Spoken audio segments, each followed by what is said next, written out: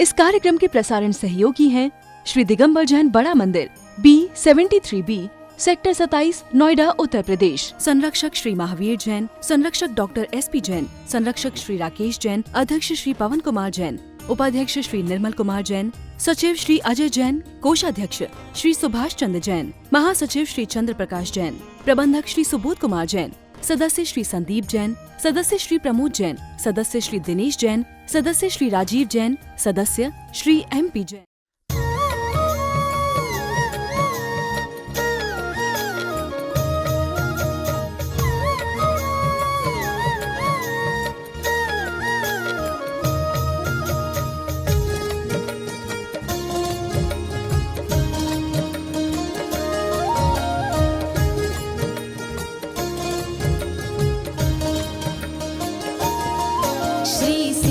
चक्र का पाठ करो दिन 8, ठाठ से प्राणी फल पायो मैं नारानी। श्री सिद्ध चक्र का पाठ करो दिन 8, ठाठ से प्राणी फल पायो मैं नारानी।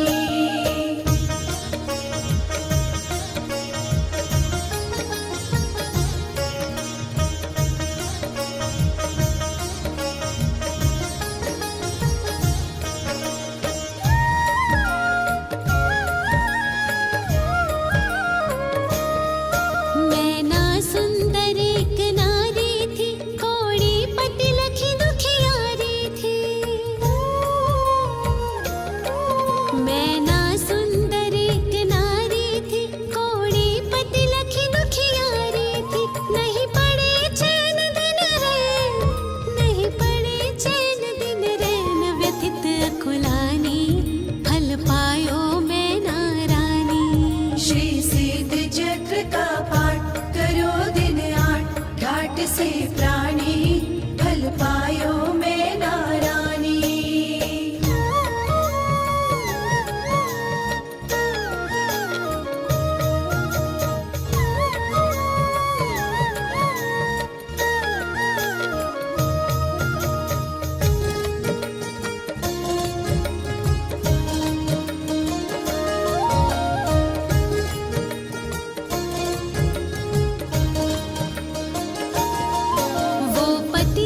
कुष्ठ मिटाओगे तो अभय लोक सुख पाओगे। वो पति का कुष्ठ मिटाओगे तो अभय लोक सुख पाओगे। नहीं अजागर स्तनवत, नहीं अजागर स्तनवत निष्फल जिंदगानी फल पायो मैं नारानी। श्री सिद्ध चक्र का पाठ करो दिन 8, ठाठ से प्राणी।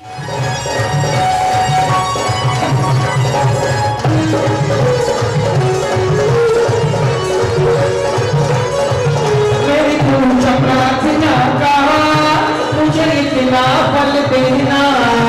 मेरी पूजा प्रार्थना का मुझे इतना फल देना।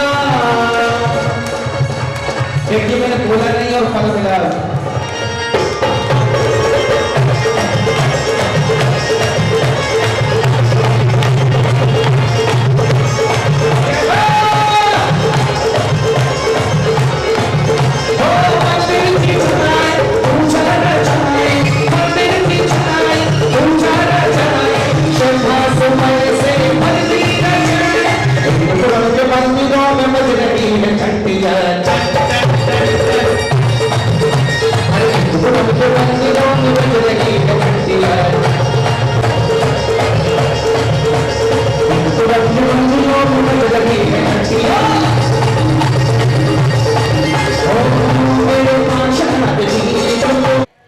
महानुभाव, बहुत सुंदर सा वातावरण है और उस सुंदर से वातावरण में आप सभी लोग कल्याण मंदिर महामंडल विधान करने को उदित हुए हैं। जब प्रभु आदिनाथ भगवान की आराधना होती है तो भक्तांबर विधान होता है और जब प्रभु पारसनाथ भगवान की आराधना होती है तो कल्याण मंदिर विधान होता है। ये दो विधान अपने आप में विशेष हैं। ये शेष को समाप्त करके जीवन को विशेष बना देते हैं। भक्तांबर महामंडल विधान है, जब उसकी आप आराधना करते हो तो सबसे पहला शब्द क्या होता है? भक्तांबर, और नाम है भक्तांबर विधान। जब कल्याण मंदिर विधान की आराधना प्रारंभ करते हो तो सबसे पहले शब्द संस्कृत में क्या होता है? कल्याण मंदिर मुदार। कल्याण ऐसा अन्य विधानों में नहीं है, अन्य विधानों में नहीं पाया जाएगा, लेकिन ये दो विधान ऐसे हैं कि जो विधान का सबसे पहला शब्द है उसी नाम से उसका विधान है, कल्याण।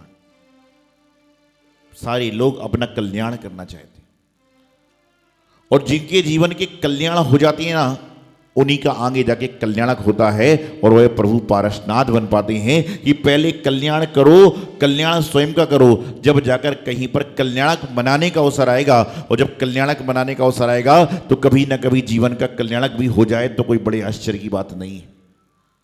आपने मंदिर जी में जब भगवान जी विराजमान होते हैं तो उस समय आपने प्रभु के कल्याणक देखे होंगे। कितने देखे थे? 7 किसने देख लिए? 5। और जब 5 कल्याणक देखे थे तो आपने देखा होगा कि गर्भ कल्याणक के पहले माता कितने स्वप्न देखती है? 16 स्वप्न। हमारी आपकी माताओं ने भी जन्म के पहले कई स्वप्न देखे होंगे, 16 नहीं 1600 देख लिए हो तो कोई बात नहीं है, लेकिन उनके स्वप्न देखना सार्थक नहीं है। लेकिन जिनकी मां ने 16 स्वप्न देखे हैं उनके स्वप्न देखना सार्थक है, क्योंकि 16 स्वप्न देखने वाली मां के पुत्र तीर्थंकर ही बनते हैं, इसमें किंतु परंतु नहीं है। और आजकल तो कई लोग दिवा स्वप्न भी देखते हैं, रात्रि स्वप्न भी तो देखते ही हैं, लेकिन दिवा स्वप्न देखते हैं कि मैं ऐसा करूंगा, मैं वैसा करूंगा। बोलते ना शेख चिल्ली होता है कई बार कि मैं ऐसा कर लूंगा। अरे ऐसा कब करोगे पता नहीं, अभी क्या कर रहे हो पता है, वर्तमान में क्या कर रहे हो यही आपके भविष्य का निर्धारण करता है। भूतकाल में क्या किया है वही आपका वर्तमान बनता है, और जो व्यक्ति वर्तमान में वर्धमान बनने का प्रयास करता है उसी का भविष्य उज्जवल होता है और सारा का सारा काम संपन्न हो जाता है। तो अपने वर्तमान को मजबूत बनाने का प्रयास करें और वर्तमान से वर्धमान बनने की आवश्यकता है। आज हम सभी लोग कितना भी धर्मात्मा जीव क्यों ना हो, लेकिन मंदिर में जाएगा तो धर्म भावना के साथ में उसके अंदर राग देश की भावना समाहित रहती है, क्योंकि राग देश मोह जो है ये लंबे गुलिस्तान तक जाता है। कल जब गुलिस्तान की चर्चा चल रही थी तो 10वें गुलिस्तान तक सूक्ष्म लोग जा रहा है। लोभ कसाय जो है सूक्ष्म रूप से 10वें गुलिस्तान तक जा रही है, और वर्तमान में 6वें 7वें गुलिस्तान से ज्यादा कोई जा ही नहीं सकता। और लोभ इतना खतरनाक है कि ये मंदिर की विधान की किताब आपको यहीं छोड़कर जाना है, लेकिन कोई आपका पड़ोसी आने वाला है तो एक किताब आप उसके नाम की रख लेते हो, चाहे पूरा विधान समाप्त हो जाए वो व्यक्ति आ ही ना पाए, और बेचारा दूसरा व्यक्ति उस किताब के चक्कर में बिना किताब के पढ़ रहा है। अरे जो आएगा सो पाएगा, ऐसा विचार करोगे तो काम हो जाए। त्याग जीवन को महान बना देता है, और जो व्यक्ति अपने जीवन में त्याग करता है वह हमेशा ऊंचा ऊंचा ऊंचा ऊंचा जाता है। आपने छोटा सा विचार किया, आप घर से आते हो, शुद्धि के वस्त्र पहन लेते हो, तो ये लोग आपको स्वयं जगह दे देते हैं। एक बार एक जगह बहुत भीड़ लगी थी प्रवचन हॉल में, कई तरह के लोग होते, कई दिमागदार होते, कई ज्यादा दिमागदार होते हैं। प्रवचन हॉल में हजारों की संख्या में लोग बैठे थे और लोग अंदर जा ही नहीं पा रहे थे। एक व्यक्ति बोला मुझे तो अंदर जाना ही है चाहे कुछ भी हो जाए, मुझे तो अंदर जाना ही है चाहे कुछ भी हो जाए। वो गया अंदर जाके धोती दुपट्टे पहने और बोले मुझे अभिषेक करने जाना, रास्ता छोड़ दो। सबने उसके लिए रास्ता दे दिया और वो हजारों के बीच में अंदर पहुंच गया।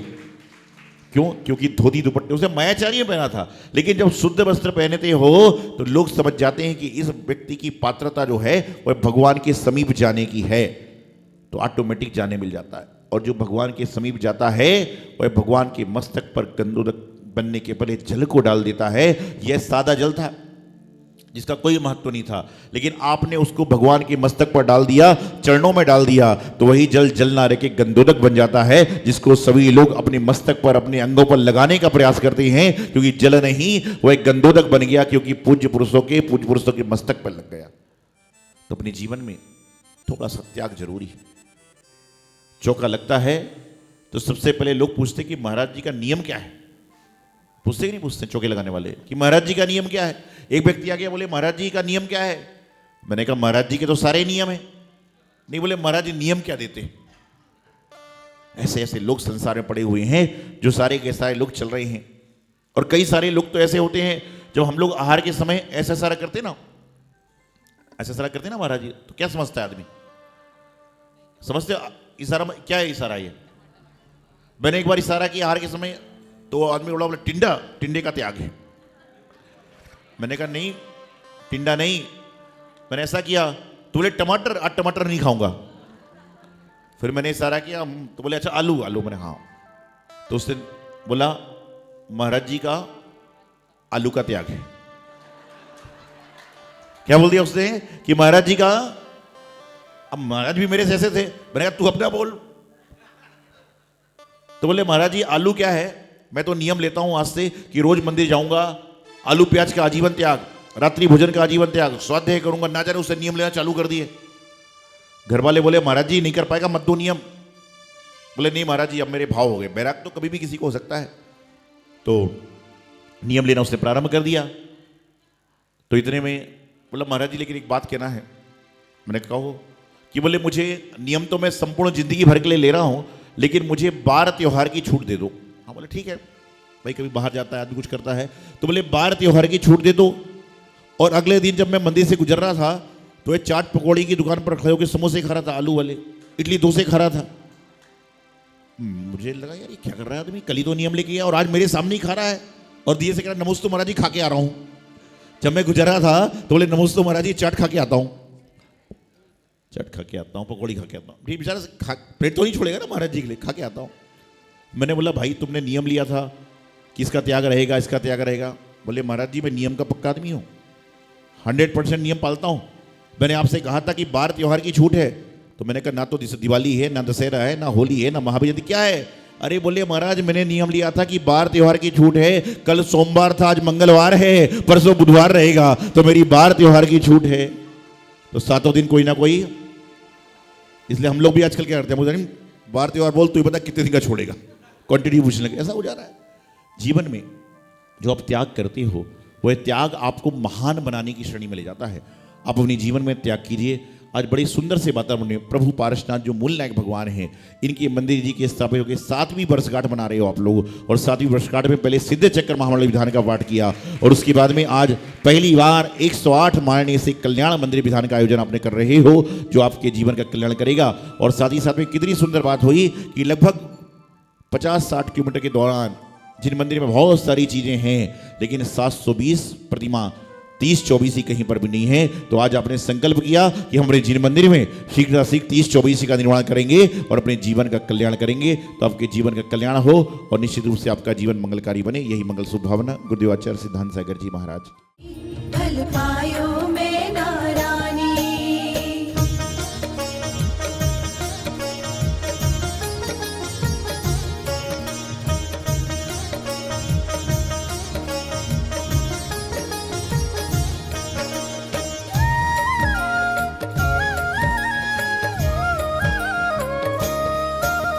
दिवस गई जिन मंदिर में दर्शन कर अति हर्षी उर में।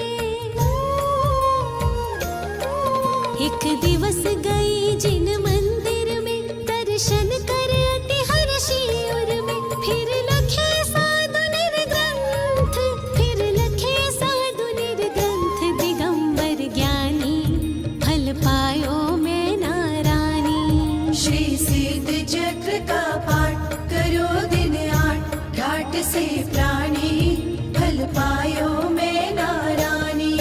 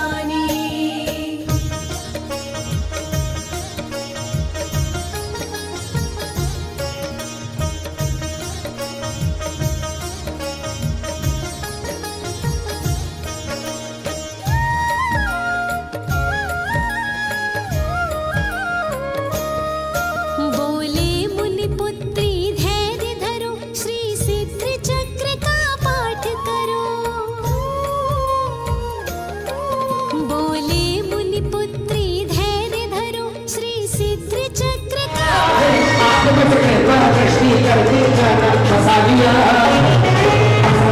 एक तुम को मंडल में पूछी हमारी मंड की कबर जब से आ भैया भैया तक आ भैया भैया तक कितना तीन लोग के स्वामी होकर भी कहलाते हो निर्बल वही अक्षर सोहा बुरा पिता कर नकदी दिलाने